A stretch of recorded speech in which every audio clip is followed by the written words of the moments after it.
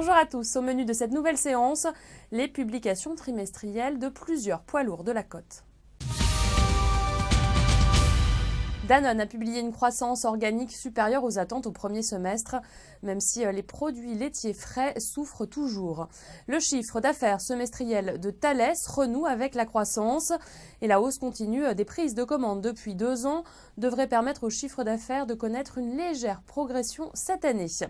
Faurecia a relevé ses objectifs annuels au sortir de son premier semestre. L'équipementier a amélioré de près de 13% ses revenus intermédiaires et désormais Faurecia vise une marge opérationnelle comprise entre 4,5 et 5% au second semestre, soit l'objectif 2016 atteint avec 6 mois d'avance.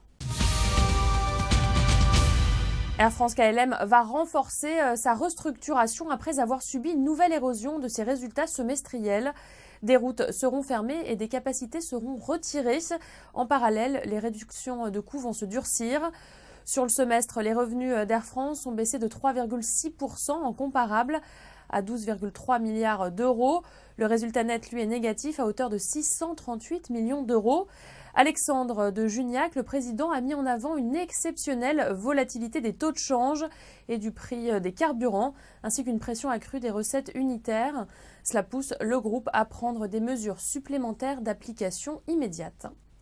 C'est la fin de ce flash, on refait le point à midi.